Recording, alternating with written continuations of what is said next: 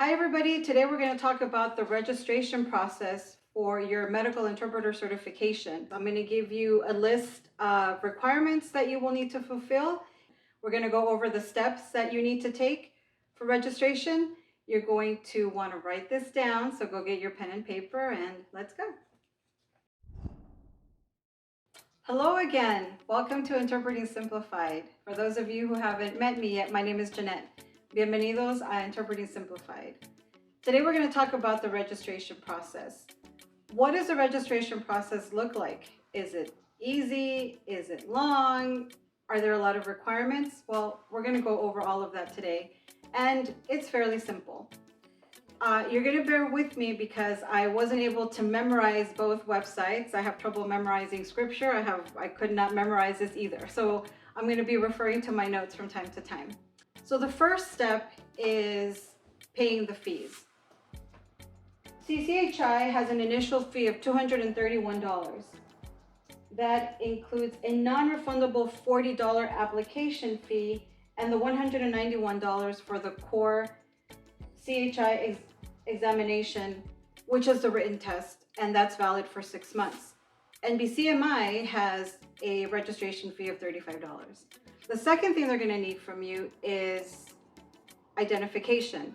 They need to make sure that you are 18 years of age or older. So for that, you can submit any valid ID, driver's license, birth certificate, or passport. The third thing that they're going to need is proof of general education. So for that, it's going to depend on the country that you went to school in. So in my case, my proof of general education would have been a GED or a high school diploma from here, from the United States. This is where I went to school. If you went to school in another country, then you provide the diploma or high school equivalency, whatever it looks like in your pertaining country. That's what they mean by general education. It's proof of higher education. I think they also accept college credits or a college degree. That's all proof that there was a higher level of education according to how they describe it. You're going to need medical interpreter education. What is that? So medical interpreter education is the 40 hours that I keep talking about in the previous videos. So NBCMI actually takes 40 hours of the medical interpreter education, the online course, or they also accept 3 hours of credit of medical interpreters interpreting coursework. If you have that, then you don't have to go through the 40-hour online course. And you can check with NBCMI to see what they consider a valid 3 hours of credit of medical interpreting coursework. CCHI, they just require the 40 hours medical interpreting online course. There aren't any other options for that, for the medical interpreting education. Other thing that they require is the oral proficiency proof in the target language. What is target language? So you're going to hear the term source language and target language throughout your medical interpreting journey.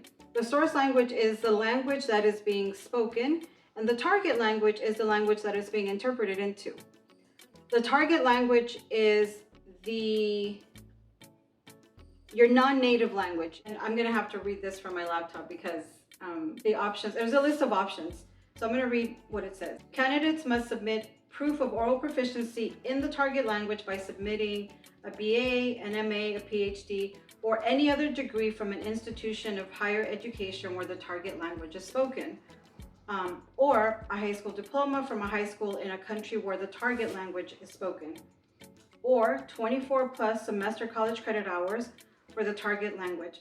And you can check NBCMI for more details about that one.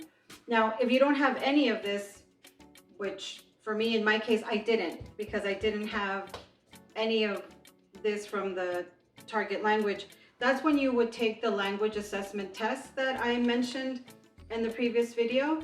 Either one of these is proof of your oral proficiency in the target language.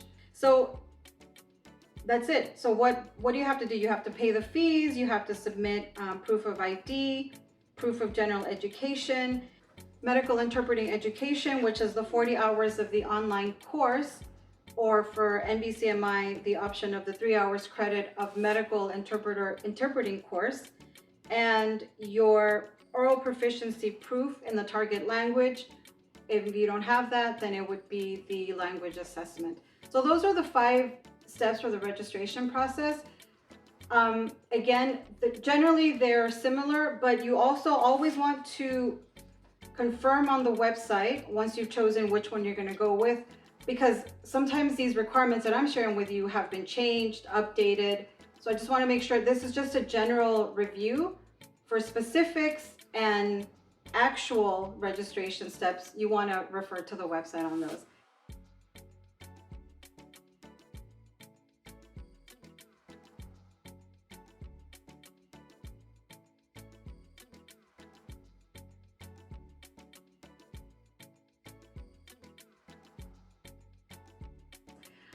I hope this was helpful. Again, I'm sharing with you based on my experience and the process that I've been through. I'm not endorsing anybody and I'm not recommending one or the other. It's really a matter of choice. So let me know if you have any comments or questions in the comment section. And as always, I ask you to subscribe, hit the notification button, or click like so I can be here for you. Thank you for watching, and I'll see you guys next time.